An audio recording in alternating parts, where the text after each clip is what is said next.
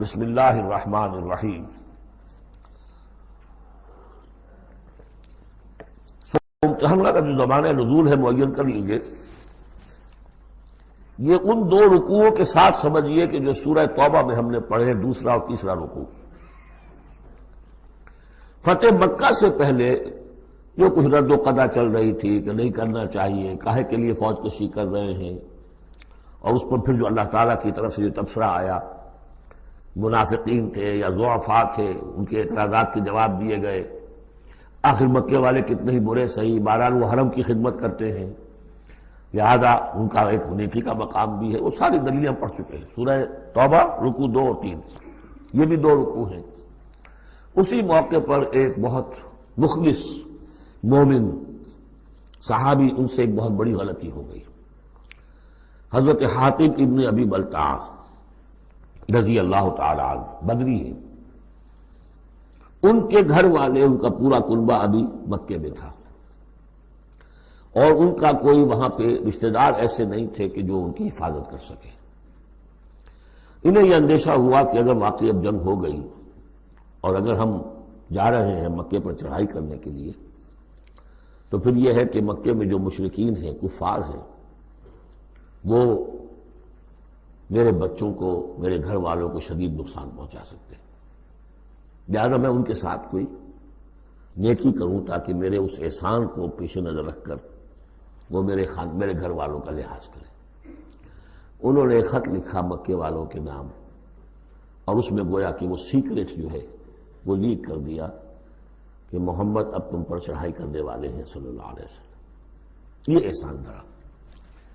ایک عورت کو وہ خط دیا، اس عورت نے اس خط کو اپنی چٹیا میں باندھ لیا تاکہ تلاشی لی جائے تو کہیں سے نکلے نہ، اور وہ عورت وہ خط لے کر روانہ ہو گئی۔ ادھر حضور کو اللہ تعالیٰ نے وحی سے مطلع کر دیا۔ حضور نے بھیجا حضرت علی اور ان کے ساتھ ایک اور صاحب کہ جاؤ فلاں جگہ اس وقت وہ عورت ہوگی، تم جا کے اس کو وہاں ٹھہری ہوئی ہے راستے میں کسی منزل میں، اس کے پاس خط ہے، وہ لے کے آؤ۔ وہاں پہنچے، عورت موجود تھی، محمد رسول اللہ کی دی ہوئی خبر تو غلط نہیں ہو سکتی تھی۔ اس سے پوچھا، نہیں قتل نہیں۔ اس کی جو تلاشی لی تو کہیں نہیں نکلا۔ پھر حضرت علی نے دھمکی دی، دیکھو ہمیں ہمارے نبی نے بتایا ہے تمہارے پاس خط ہے، جھوٹا نہیں ہو سکتا وہ، یا تو تم سیدھی سیدھی خط مجھے نکال دو ورنہ میں تمہیں برہنہ کر کے تمہاری تلاشی لوں گا۔ آج کل آپ کو معلوم ہوگا نا کہ سعودی عرب میں ہیروئن کی سمگلنگ میں عورتیں اپنے پرائیویٹ پارٹس کے اندر بھی یہ سمگلنگ کرتی ہیں اس کے ذریعے سے۔ بہرحال یہ دھمکی سن کر وہ پھر اس نے کھول کے اپنی چٹیا اور نکال کے دے دی۔ وہ خط لے کے آ گئے۔ اب وہ راز کھل گیا، ابی بلتع کو بلایا، حاتب نے ابی بلتع کو مان لیا، اپنی حضور یہ میرا خط ہے۔ حضرت علی نے کہا کہ، یا حضرت عمر نے کہ آپ مجھے اجازت دیں کہ میں اس کی گردن مار دوں ابھی؟ آپ نے فرمایا نہیں، حاتب بدری ہے، اور بدریوں کے تمام اللہ تعالیٰ پچھلے اگلے گناہ معاف کر چکا ہے، تو اس کی وہ جو فضیلت ہے اس کی وجہ سے جو خطا ہو گئی اللہ معاف کرے گا۔ تو وہ ہے اصل میں کشاکش پس منظر میں جس میں کہ یہ صورت نازل ہو رہی ہے۔ یا ایھا الذین آمنوا لا تتخذوا عدوی وعدوکم اولیاء، اہل ایمان تم میرے اور اپنے دشمنوں کو اپنا دوست اور ولی نہ بناؤ۔ ان کی خیر خواہی، ان کی بھلائی، ان پہ احسان کرنے کی کوشش، ان کے ساتھ اپنے گڈ آفیسز بلڈ کرنے کی کوشش۔ تلقون الیہم بالمودۃ، تم ان پر ان کی طرف رجوع کرتے ہو، بھیجتے ہو پیغام دوستی کے، خلوص و اخلاص کے۔ وقد کفروا بما جاءکم من الحق، حالانکہ انہوں نے کفر کیا ہے، انکار کیا ہے اس حق کا جو تمہارے پاس آیا ہے۔ یخرجون الرسول وایاکم، وہی ہے جو نکالتے ہیں، یعنی جنہوں نے نکالا ہے رسول کو صلی اللہ علیہ وسلم، تمہیں بھی نکالا ہے، ان تؤمنوا باللہ ربکم، صرف اس جرم کی پاداش میں کہ تم ایمان رکھتے ہو اللہ پر، اپنے رب پر۔ ان کنتم خرجتم جہادا فی سبیلی، اگر تو تم نکلے تھے مکے سے اور تم نے ہجرت کی تھی اس لیے کہ میری راہ میں جہاد کرو گے، تو یہ طرز عمل تو پھر اس کے منافی ہے۔ وابتغاء مرضاتی، اور میری رضا جوئی کے لیے تم نکلے تھے، تو سرون الیہم بالمودۃ، تم خفیہ پیغامات بھیجتے ہو ان کو دوستی کے احسان کے مبنی. وَأَنَا أَعْلَمُ بِمَا أَخْفَيْتُمْ تم نے خفیہ پیغام بھیجا، میں تو خوب جانتا ہوں جسے تم چھپاتے ہو. وَمَا أَعْلَنْتُمْ اور جسے تم ظاہر کرتے ہو. وَمَنْ يَفْعَلْهُ مِنْكُمْ فَقَدْ ضَلَّ سَوَاءَ السَّبِيلِ جو کوئی بھی تم میں سے یہ کام کرے گا وہ تو پھر سیدھے راستے سے بھٹک گیا. یہ ایک آیت ہے، اب تک نوٹ کر لیجیے. مدنی صورتوں کا جو مزاج ہے. یا ایھا الذین آمنوا لا تتخذوا عدوی وعدوکم اولیاء تلقون الیہم بالمودۃ وقد کفروا بما جاءکم من الحق یخرجون الرسول وایاکم ان تؤمنوا باللہ ربکم ان کنتم خرجتم جہادا فی سبیلی وابتغاء مرضاتی تسرون الیہم بالمودۃ وانا اعلم بما اخفیتم وما اعلنتم ومن یفعلہ منکم فقد ضل سواء السبیل. ان یثقفوکم یکونوا لکم اعداء اگر وہ کہیں تمہیں پا لیں یعنی تم ان کے ہاتھ لگ جاؤ، ہتھے چڑھ جاؤ، وہ تمہارے ساتھ دشمنی کریں گے. وَيَبْسُطُوا إِلَيْهِمْ أَيْدِيَهُمْ اپنے ہاتھ بڑھائیں گے تمہاری طرف. وَأَلْسِنَتَهُمْ اور اپنی زبانیں بِالسُّوءِ برے ارادے کے ساتھ تمہیں نقصان پہنچائیں گے، ان کی زبانیں بھی ان کے ہاتھ بھی. وَوَدُّوا لَوْ تَكْفُرُونَ اور ان کی خواہش ہوگی شدید کہ کسی طرح تم بھی دوبارہ کافر ہو جاؤ. لَن تَنفَعَكُمْ أَرْحَامُكُمْ تمہیں ہرگز نفع نہیں پہنچائیں گے تمہارے رحمی رشتے. ولا اولادکم نہ تمہاری اولادیں. یوم القیامہ قیامت کے دن یفصل بینکم اللہ فیصلہ کر دے گا تمہارے مابین. واللہ بما تعملون بصیر اور جو کچھ تم کر رہے ہو اللہ اسے دیکھ رہا ہے. قد کانت لکم اسوۃ حسنۃ فی ابراہیم والذین معہ تمہارے لیے ایک اچھا نمونہ ہے، بہت عمدہ ماڈل ہے، اسوہ حسنہ ہے. فی ابراہیم والذین معہ ابراہیم اور ان کے ساتھیوں کے معاملے میں، ان کی شخصیتوں کی صورت میں. اذ قالوا لقومہم جبکہ انہوں نے کہا اپنی قوم سے، برملا کہہ دیا، انا براء منکم ہم بری ہیں تم سے، ومما تعبدون من دون اللہ اور جن کو بھی تم پوج رہے ہو اللہ کے سوا ہمارا ان سے کوئی رشتہ نہیں، کوئی تعلق نہیں. ہم اعلان برات کر رہے ہیں ان سے. کفرنا بکم ہم منکر ہوئے تم سے بھی. وبدا بیننا وبینکم العداوۃ والبغضاء ابدا اور اب تمہارے اور ہمارے مابین عداوت اور بغض اور بیل شروع ہو چکا ہے، اب یہ ہمیشہ باقی رہے گا.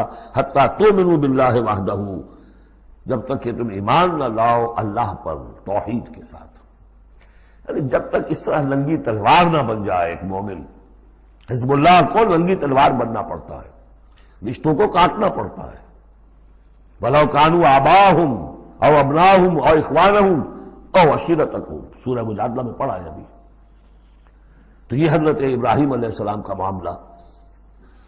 إِلَّا قَالَ إِبْرَاهِيمَ لِأَبِيهِ لَأَسْتَغْفِرَنَّ لَكَ سوائے اس کے کہ ابراہیم نے ایک وعدہ کیا تھا اپنے باپ سے کہ میں آپ کے لیے ضرور استغفار کروں گا. یہ سورہ مریم میں ہم پڑھا ہے جب اس نے کہا تھا کہ تم نکل جاؤ. وَاهْجُرْنِي مَلِيًّا اراغب انت عن آلہتی یا ابراہیم لئن لم تنتہ لارجمنک واہجرنی ملیہ. حضرت ابراہیم نے کیا کہا تھا؟ سلام علیک ساستغفر لک ربی انہ کان بی حفیہ.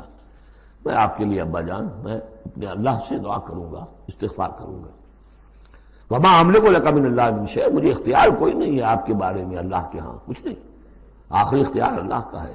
ربنا علیک توکلنا والیک انبنا والیک المصیر. پروردگار ہم نے تجھی پر توکل کیا اور الیک انبنا اور تیری طرف رجوع کیا، والیک المصیر اور تیری طرف لوٹ جانا ہے.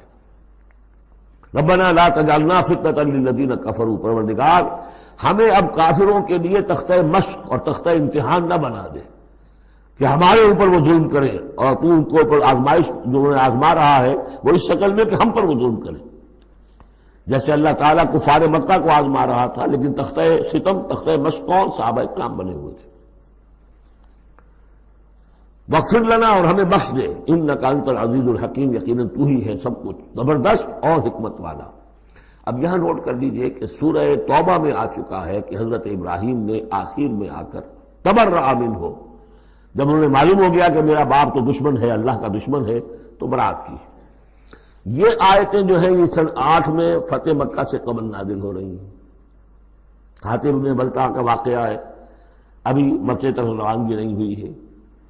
اور وہ آیتیں جو ہیں وہ سن 9 میں نازل ہو رہی ہیں اس کے بھی ذی قعدہ کے بھی بعد جبکہ واپس آ گئے حضور صلی اللہ علیہ وسلم تبوک سے، لہذا وہ ہوگی محکم، اور یہ بات جو ہے اس کے پہلے یہ گویا کہ تابع رہے گی۔ لقد کان لکم فیہم اسوۃ حسنۃ، تمہارے لیے یقیناً ان کی ذات میں، ان کے رویے میں، ان کے طرز عمل میں ایک اچھا نمونہ ہے، لمن کان یرجو اللہ والیوم الآخر، لیکن کس کے لیے؟ کہ جو اللہ کی بھی ملاقات کی امید رکھتے ہو اور یوم آخر سے ڈرتے ہو۔ بالکل یہی الفاظ وہاں آئے تھے، لقد کان لکم فی رسول اللہ اسوۃ حسنۃ لمن کان یرجو اللہ والیوم الآخر وذکر اللہ کثیرا، یہ سورہ احزاب میں ہم پڑھ چکے ہیں۔ حضور کی شخصیت، آپ کی سیرت اسوہ کاملہ ہے، لیکن فائدہ کون اٹھائیں گے؟ فائدہ صرف وہی اٹھا سکیں گے کہ جو اللہ پر بھی ایمان رکھتے ہوں، آخرت پر بھی ایمان رکھتے ہوں اور کثرت کے ساتھ اللہ کا ذکر کرتے ہوں۔ اسی طریقے سے یہاں لقد کان لکم فیہم اسوۃ حسنۃ لمن کان یرجو اللہ والیوم الآخر ومن یتولی فإن اللہ هو الغنی الحمید، اور جو منہ پھیر لے، پیٹھ موڑ لے، اللہ غنی ہے، حمید ہے، اللہ کو کسی کی پرواہ نہیں، کوئی احتیاج نہیں۔ اب آخری مسئلہ آ رہا ہے خاص طور پر بعض خواتین کا۔ ہوا یہ تھا کہ صلح حدیبیہ میں طے ہو گیا تھا، جو سن 6 میں ہوئی، کہ مکے سے اگر کوئی مسلمان بھاگ کر جائے گا مدینے تو آپ کو واپس کرنا ہوگا، اور مدینے سے اگر کوئی مسلمان مرتد ہو کر واپس آئے مکے تو ہم واپس نہیں کریں گے، یہ شرط تھی، اور شرط مان لی تھی حضور نے۔ اس کے بعد معاملہ پیش آ گیا چند خواتین کا۔ اب ظاہر بات ہے کہ اب خواتین جو ہے ان میں سے کوئی مدینے آ گئی، مطالبہ ہوا ان کا واپس کریں، جو مسلمان تھی ایمان لے آئی تھی۔ حضور نے فرمایا نہیں، وہ مردوں پر بحث تھی، ساری گفتگو جو ہوئی تھی وہ رجال سے متعلق تھی، نساء کی نہیں، لہذا ان کو واپس نہیں کیا جائے گا، اور نہیں کیا گیا۔ لیکن یہ کہ اب جو وہاں سے خواتین آ رہی ہیں، کہہ رہی ہیں کہ ہم تو صاحب ایمان ہیں، اس لیے ہم ہجرت کر کے مکے سے آ گئی ہیں یہاں۔ اندیشہ یہ تھا کہ ان میں کہیں جاسوس نہ آ رہے ہوں، مکے والے جو ہیں ان کے ذریعے سے کچھ اسکینڈلائز نہ کریں ہماری سوسائٹی کو، کچھ کہہ نہیں سکتے، لہذا ان کا معاملہ کیا کیا جائے۔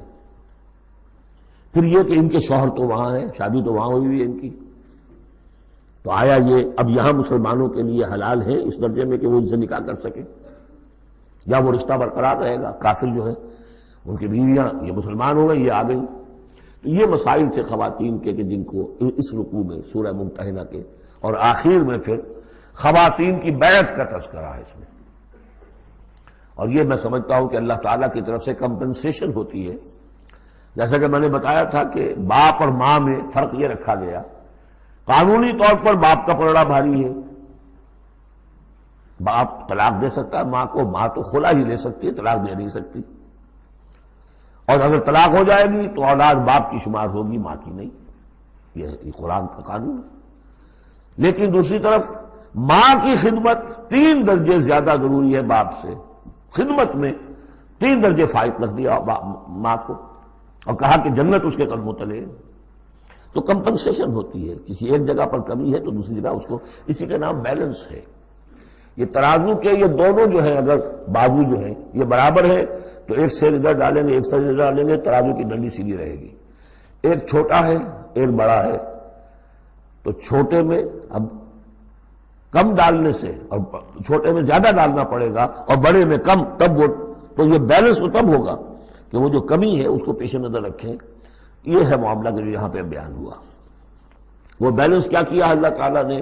مردوں کی بیعت کا قرآن میں ذکر ہے، اس کا متن قرآن میں کہیں نہیں ہے۔ بیعت عقبہ اولیٰ کا کیا متن تھا، بیعت عقبہ ثانیہ کا متن کیا تھا، کیا بیعت لی تھی، کیا الفاظ تھے، بیعت رضوان کے موقع پہ کیا جو الفاظ کا تھے، کہیں نہیں، قرآن میں نہیں، احادیث میں مل جائیں گے۔ خواتین کی بیعت کو یہ فضیلت دے دی کہ اس کا پورا متن بھی قرآن مجید میں موجود ہے۔ فرمایا عسى الله ان يجعل بينكم وبين الذين، ابھی وہ مسئلہ ابھی چل رہا ہے، وہ خواتین کا مسئلہ بعد میں آئے گا۔ عسى الله ان يجعل بينكم وبين الذين عاديتم منهم مودة، ہو سکتا ہے مسلمانوں کہ جو تمہارے اور جن کے مابین دشمنی پڑ گئی ہے، اللہ تعالیٰ تمہارے مابین پھر دوستی پیدا کر دے۔ کیسے پیدا کر دے؟ وہ ایمان لے آئے، فإخوانكم في الدين، اور کوئی زیادہ دور تو نہیں تھا اب مرحلہ۔ فتح مکہ کے بعد سن 9 میں وہ آیات آئیں کہ 4 مہینے کی مہلت ہے، اس میں ایمان نہیں لاؤ گے تو گردنیں اڑا دی جائیں گی، سب کے سب لوگ ایمان لے آئے تو اب ہو رہے بھائی اخوانکم فی الدین۔ عسى الله ان يجعل بينكم وبين الذين عاديتم منهم مودة والله قدير والله غفور رحیم، اللہ ہر شے پر قادر ہے اور غفور ہے اور رحیم ہے۔ لا ينهاكم الله عن الذين لم يقاتلوكم، اللہ تعالیٰ تمہیں ان لوگوں سے نہیں روکتا کہ جنہوں نے تم سے کبھی جنگ نہیں کی، فی الدین، دین کے معاملے میں، ولم یخرجوکم من دیارکم، اور نہ تمہیں نکالا تمہارے گھروں سے، ان تبروہم وتقسطوا الیہم، کہ تم ان کے ساتھ کوئی بھلائی کرو یا انصاف کا معاملہ کرو۔ یہاں بھی ولایت کا معاملہ نہیں ہے، کافر کو ولی نہیں بنایا جا سکتا، پشت پناہ، مددگار، حمایتی، قلبی محبت نہیں ہو سکتی، لیکن کوئی نیک سلوک کرنا، کوئی بھلائی کرنا، اس میں کوئی اعتراض نہیں، کافروں کے ساتھ کرو۔ جو غیر حربی ہے، جس کے ساتھ جنگ نہیں ہے، جس نے کبھی آپ کے خلاف آپ کے کسی دشمن کی مدد نہیں کی ہے، اس کا معاملہ مختلف رہے گا۔ ان اللہ یحب المقسطین، اللہ تعالیٰ انصاف کرنے والوں کو پسند کرتا ہے۔ انما ینہاکم اللہ عن الذین قاتلوکم فی الدین، تمہیں اللہ روک رہا ہے ان سے کہ جنہوں نے تم سے جنگ کی ہے دین کے معاملے میں، دین کی وجہ سے، واخرجوکم من دیارکم، نکالا ہے تمہیں تمہارے گھروں سے، وظاہروا علی اخراجکم، اور انہوں نے گٹھ جوڑ کیا ہے تمہارے نکالنے پر، ایک دوسرے کی مدد کی ہے، ان تولوہم، کہ تم ان کے ساتھ ولایت، باہمی ولایت، باہمی کا رشتہ قائم کرو، اس سے روکا ہے۔ ومن یتولہم، اور جو کوئی ان کے ساتھ دوستی کرے گا، فاولئک ھم الظالمون، تو وہی لوگ ہیں کہ جو ظالم ہیں۔ یا ایھا الذین آمنوا، یہاں سے اب خواتین کا معاملہ، یا ایھا الذین آمنوا اذا جاءکم المؤمنات مہاجرات، اہل ایمان جب تمہارے پاس آئیں مومن خواتین ہجرت کر کے، فامتحنوہن، تو ان کا ذرا امتحان لے لیا کرو، دیکھ بھال کر لیا کرو یہ واقعی مومن ہے، کچھ تھوڑی سی انٹروگیشن ہو، سرسری سی اندازہ ہو جائے، لیکن اللہ اعلم بایمانہن، باقی یہ کہ اللہ تعالیٰ بہتر جانتا ہے کسی کے دل میں ایمان ہے یا نہیں ہے، آپ کے لیے ناممکن ہے کہ آپ اس کی صحیح تفتیش کر سکیں، تاہم پھر بھی کسی درجے میں ایک احتیاطی تدبیر اختیار کرو کہ دیکھ لیا کرو کہ وہ واقعتاً ایمان والی ہے۔ فَإِنْ عَلِمْتُمُوهُنَّ مُؤْمِنَاتٍ، پھر اگر تم دیکھو کہ وہ مومن ہے، واقعتاً مومن ہے، فَلَا تَرْجِعُوهُنَّ إِلَى الْكُفَّارِ، تو اب انہیں لوٹاؤ نہیں کفار کی طرف، لَا هُنَّ حِلٌّ لَهُمْ، نہ وہ اب ان کافروں کے لیے حلال رہی ہیں، وَلَا هُمْ يَحِلُّونَ لَهُنَّ، نہ وہ ان کے لیے حلال ہے۔ وَآتُوهُمْ مَا أَنفَقُوا، جو کچھ انہوں نے خرچ کیا تھا، مہر دیا تھا، وہ لوٹا دو، یہاں سے دے دو، بھجوا دو۔ فلاں کافر، اس کی بیوی مسلمان ہو گئی، یہاں آ گئی ہے، اب یہاں تعلق ازدواج ختم ہوا، جو مہر تم نے دیا تھا وہ واپس کر رہے ہیں۔ دیکھیے یہ ہے عدل و انصاف، جیسے کہ حضرت خالد بن ولید نے ایک موقع پر، جبکہ شام کے محاذ پر ذرا پیچھے ہٹنا پڑا، غالباً ابو عبیدہ کا معاملہ تھا رضی اللہ تعالی عنہما، تو ایک شہر جس سے کہ جزیہ لے لیا گیا تھا، پھر چونکہ وہاں سے پسپائی جو ہے ٹیکٹیکل موو کے طور پر وہاں سے پیچھے ہٹنا پڑا، تو وہ سارا جزیہ واپس کر دیا۔ ہم جا رہے ہیں، اب آپ لوگوں کی حفاظت کا ذمہ ہم نہیں لے سکتے، ذمہ کا مطلب ہے ہمیں آپ کی حفاظت کی ذمہ داری پوری کرنی تھی، نہیں کر سکتے، یہ رقم واپس، اور دھاڑے مار مار کر وہ روئے کہ یہ لوگ فرشتہ لوگ یہ جا رہے ہیں ہمیں چھوڑ کر۔ تو یہاں بھی کہا جا رہا ہے کہ وہ کافر ہیں، لیکن یہ کہ ان کے جو انہوں نے مہر وغیرہ دیا ہوا ہے مسلمان عورتوں کا واپس کر لوٹا دو۔ وَلَا جُنَاحَ عَلَيْكُمْ أَن تَنكِحُوهُنَّ إِذَا آتَيْتُمُوهُنَّ أُجُورَهُنَّ، اور اے مسلمانوں تم پر کوئی حرج نہیں ہے، کوئی گناہ نہیں ہے کہ تم اب ان خواتین سے نکاح کر لو جبکہ تم انہیں ان کے مہر ادا کر دو۔ وَلَا تُمْسِكُوا بِعِصْمِ الْكَوَافِرِ، اور اگر تمہاری بیویاں وہاں ہیں، کوئی رہ گئی ہیں، ابھی کفر پہ ہیں، تو تم بھی ان کے ناموس کو اپنے قبضے میں نہ رکھو، یعنی انہیں طلاق دے دو، انہیں فارغ کر دو کہ ہمارا تم سے کوئی تعلق نہیں۔ وَاسْأَلُوا مَا أَنفَقْتُمْ، اور ان سے مانگ لو جو بھی تم نے ان کو دیا تھا مہر کے طور پر، جب ہمارے اور تمہارے درمیان وہ رشتہ ختم ہوا میرا مہر واپس کرو۔ وَلْيَسْأَلُوا مَا أَنفَقُوا، جو انہوں نے خرچ کیا تھا وہ مانگ لیں، جو یہاں مسلمان عورتیں آ گئی ہیں ان کا مہر لوٹا دیا جائے۔ ذالکم حکم اللہ یحکم بینکم، یہ اللہ کا حکم ہے اور اللہ تمہارے مابین فیصلہ کر رہا ہے۔ واللہ علیم الحکیم، اللہ سب کو جاننے والا ہے، کمال حکمت والا۔ وَإِنْ فَاتَكُمْ شَيْءٌ مِّنْ أَزْوَاجِكُمْ، اور اگر کوئی چیز جاتی رہے تمہارے ہاتھ سے تمہاری بیویوں کے معاملے میں، یعنی مسلمان مرد ہجرت کر کے آ گیا، بیوی اس کی وہاں پر ہے اور وہ کافرہ ہے، مشرکہ ہے، اور اس سے وہ کہتا ہے میرا مہر واپس کرو، وہ نہیں کرتی، وہ مہر واپس نہیں کر رہی، اسے یہاں پہ نکاح کرنے کے لیے مہر ادا کرنا پڑے گا، اس کے پاس پیسے نہیں۔ اس مسئلے کا حل بتایا، وَإِنْ فَاتَكُمْ شَيْءٌ مِّنْ أَزْوَاجِكُمْ، تمہارے کچھ لوگوں کی طرف سے اگر انہیں یہ نقصان پہنچ جائے کہ انہیں وہ مہر واپس نہ ملے، فَعَاقَبْتُمْ إِلَى الْكُفَّارِ، یہ کفار کے ہاں رہ گیا، وہ نہیں دے رہے تم مہر، فَعَاقَبْتُمْ، پھر اگر کہیں تمہارا ہاتھ پڑ جائے، کہیں کسی جگہ تمہیں فتح مل جائے، کہیں سے تمہیں مال غنیمت یا مال فہ ہاتھ آ جائے، فَآتُوا الَّذِينَ ذَهَبَتْ أَزْوَاجُهُمْ، تو ان لوگوں کو کچھ دے دلا دو کہ جن کی بیویاں جاتی رہیں اس کفر اور اسلام کی وجہ سے، رشتہ جو کٹ گیا ہے، تاکہ اب وہ اپنی اس رقم سے جو انہیں دی جا رہی ہے وہ یہاں نکاح کر سکیں، اور جو خواتین وہاں سے آ رہی ہیں جن کا کہ حکم دے دیا گیا کہ یہاں سے ان کے مہر واپس کر دو، تو اب ان سے وہ نکاح کریں گے تو مہر دیں گے تو تب ہوگا نا۔ فَآتُوا الَّذِينَ ذَهَبَتْ أَزْوَاجُهُمْ مِثْلَ مَا أَنفَقُوا وَاتَّقُوا اللَّهَ الَّذِي أَنتُم بِهِ مُؤْمِنُونَ، اور اس اللہ کا تقوی اختیار کرو جس پر کہ تمہارا ایمان ہے۔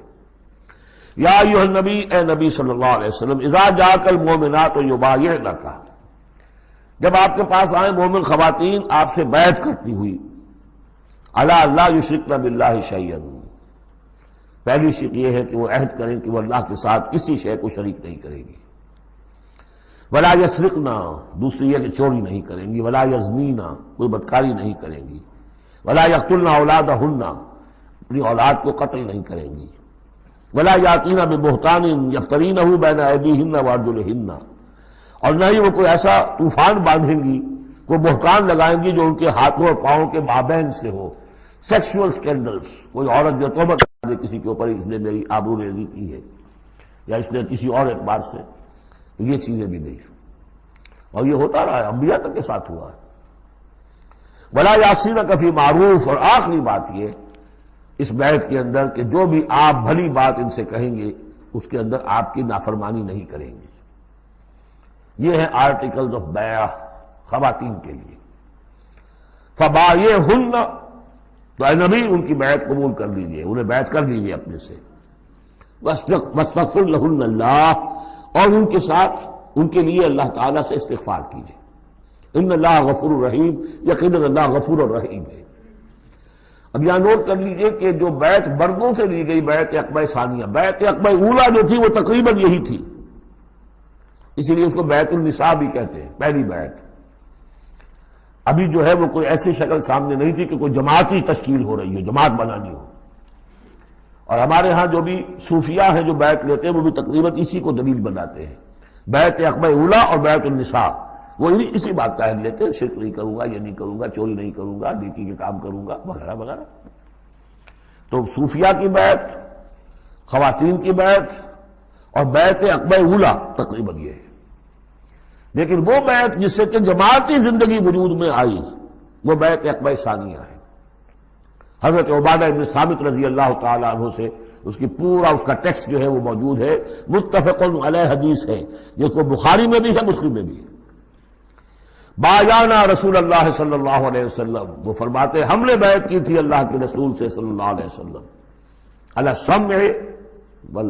السمع، آپ کا ہر حکم سنیں گے، اطاعت کریں گے، فی العسر، تنگی، والیسر، اور آسانی میں بھی، والمنشط، اس حالت میں بھی کہ ہماری طبیعتوں میں انشراح ہو کہ ہاں یہ کام واقعتاً بہت مفید ہے، صحیح ہے، والمکرہ، اور اس حالت میں بھی کہ ہمیں اپنی طبیعتوں پر جبر کرنا پڑے، ہمیں اس فیصلے کے ساتھ اتفاق نہ ہو، وعلی اثرۃ علینا، اور اس کے باوجود کہ دوسروں کو ہم پر ترجیح دے دی جائے۔ ترجیح دے دی جائے کس بات میں؟ آپ امیر بنا رہے ہیں فلاں شخص کو، یہ تو ابھی نوبارد ہے، ابھی آیا ہے، ابھی شامل ہوا ہم میں، اور ہم پرانے آپ کے ساتھی ہیں، نہیں، پریروگیٹو ہے یہ آپ کا، جس کو چاہے امیر بنائیں۔ وعلی اللہ نضال الامر اہلہ، جنہیں آپ ذمہ دار بنائیں گے ان سے ہم جھگڑیں گے نہیں، ان سے لڑیں گے نہیں، ان کی اطاعت کریں گے۔ من اطاعنی فقد اطاع اللہ ومن عصانی فقد عصی اللہ، ومن اطاع امیری فقد اطاعنی ومن عصی امیری فقد عصانی۔ وعلی ان نقول بالحق اینما کنا، آخری شق یہ کہ ہم حق بات ضرور کہیں گے جہاں کہیں بھی ہوں گے، لا نخاف فی اللہ لومۃ لائم، ہم کسی ملامت کرنے والے کی ملامت کے خوف سے اپنی زبان بند نہیں کریں گے۔ یہ بیعت عقبہ ثانیہ جو ہے اس کو ہم نے تنظیم اسلامی میں اختیار کیا، ایک لفظ کا اضافہ کیا، ابایعک علی السمع والطاعۃ فی المعروف، حضور کی اطاعت مطلق تھی، جو حکم دیں گے، غلط دے نہیں سکتے، معصوم ہے۔ حضور کے بعد ابو بکر کی بیعت بھی مطلق نہیں تھی، مقید ہے، مشروط ہے، کتاب و سنت کے دائرے کے اندر یہ بیعت ہے، کیونکہ اس کے بعد حضور نے پہلی مرتبہ ایک تنظیمی ڈھانچہ قائم کیا کہ مدینے میں آپ نے 12 نقیب مقرر کر دیے۔ یہ تنظیمی شکل پہلی مرتبہ ہو رہی ہے آپ کی سیرت کے اندر۔ مکے میں تو چونکہ آپ خود موجود ہیں اور سب صحابہ وہیں ہیں، چھوٹا سا شہر ہے، تو کسی تنظیمی سانچے کی اور ڈھانچے کی اور لمبی چوڑی چین جو ہے بنانے کی ضرورت ہی نہیں۔ اب مدینہ دور ہے، وہاں کے کچھ لوگ 9 خزرج میں سے اور 3 اوس میں سے آپ نے نقیب بنائے، اب ان کی ذمہ داری بنی۔ اس طرح جماعتی تنظیم جو بنی ہے وہ اس بیعت پر بنی ہے۔ البتہ چونکہ خواتین کا معاملہ یہ ہے کہ جماعتی جدوجہد جو آگے چلنی ہے، اس میں جہاد اور قتال کے جو مراحل آنے ہیں، اس میں خواتین کا حصہ بالواسطہ ہے، بلا واسطہ نہیں ہے، ڈائریکٹ نہیں۔ وہ بیعت ان سے نہیں دی گئی، بلکہ یہی بیعت لی گئی ہے کہ اس کے اندر یہ افعال ہیں، یہ نہیں کریں گے، اور یہ کہ ہاں جو امیر ہیں حضور صلی اللہ علیہ وسلم جو بھی حکم دیں گے، جو بھلائی کا حکم ہوگا اس میں اور ان کی نافرمانی نہیں کریں گے۔ اس کو ہم نے تنظیم میں خواتین کی بیعت کے لیے بعین ہی یہی الفاظ اختیار کیے ہیں۔